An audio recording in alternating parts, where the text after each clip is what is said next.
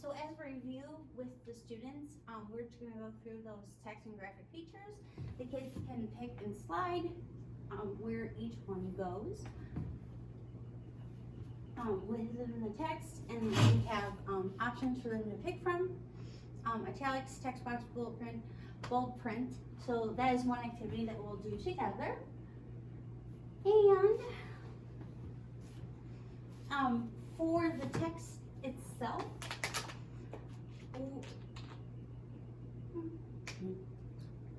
we, as a teacher, I would model aloud to identify and analyze both graphic and text features. I'll display my objectives for the students. I'll ask the students to identify the title and why it's important. And then based on students' reactions and how much I'm getting out of their participation or how well they're understanding, either we'll have the basic column chart or the one that is already started to be filled in, where they have the type of graphic feature, or I provide them the page number, or I start them with the purpose. And then we can go through several sections in the book until I can see where they're at in their understanding. And then based on that, the students can go through the partner and complete what they can identify. And then for my assessment, thank you, or for another activity that I have for them to practice is really neat. It's an iXL account, and basically the students take evaluation of their own learning and their understanding, and if they feel that they are below level on where they should be with this, when they go into their account, they can search by this code. And then if they feel like, I really got this, I'm doing well, I want to advance, then they can do a text feature scavenger hunt using this code. And then before I give them their final assessment, they have find two text features in our text, record the page number, and explain how the feature helps the reader understand the text. Exactly what we did together, but just on their own. But to differentiate, the students may use our class graphic organizer to complete the assignment. A word bank is also provided for the students. Students may complete more than two. Students may draw visuals as their text features. And I'm also providing them with this cheat sheet. And that is the practice. Awesome. Thank you. So it's going to be a hard act to follow, but they've done a good job of building us up to tier 3. So Thank you. Tier 3, you're welcome. Good job. Aw. Tier 3, so we're going back to our tier text, but started off in tier 3. Of course, we're going to use the same text that Vanessa was working through for captions and graphic text features, working in space. This is lesson 28 in our Journeys. Now, Journeys is kind of an old series, so I think we're going to replace it next year. And as we read through it, there's some interesting stuff in there. So our language objectives here are independently read the story, working in space. That's what we worked up to. That's the tier text approach. And then use a target vocabulary to write about astronauts and the jobs they do in space, because a lot of it is about what they do in space. Kylie did a good job of, at the beginning, looking at equipment and things like that and building background. So we have strategies, build background. In our classroom, we have a word wall, so we add to our word wall, we delete from our word wall, especially when we're going into something new. So this is just representation, but the vocabulary is always there.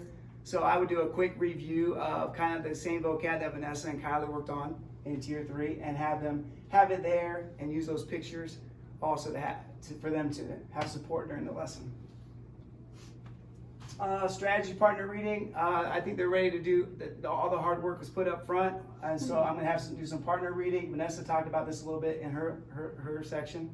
Partner reading is important, and good teachers, they take time to link students together who need the support, and so an EL student with a high-level student, and so we put them in nice pair groups, and so it's a good chance for them to read the text together. And then teachers will walk around and offer remediation as possible. My assessment there, after they get done reading, in second grade we do a lot of readers theater, so they're already used to it. But we would go through and I would talk about readers theater again, and then I would go through the rubric and I would share what they're going to do and model it, and then they would go ahead and begin to work on a readers theater, and their job is to find one section, jobs in space, to work on. And it'll be predetermined. So I would say, all right, Rewan, Daviana, you're going to work on what's it like to work out in space. You're going to work on this, the different sections. So they each have different sections to work on. So they love Reader's Theater in second grade. The assessment is, of course, the Reader's Theater script that they're going to create. And so a lot of times we have students who are not gonna, just like Kylie and Vanessa talked about, you got to differentiate. So the script here, this is our rubric. I believe you can see if we take it there. This is our rubric that we're going to use, kind of like the our SciUp lesson plan. It's a nice rubric for them to actually understand, and the team members get credit. It's kind of a nice rubric there. And then my differentiation is, That was it. Oh, it went back. go back one? Yep. Oh, there it is, yes.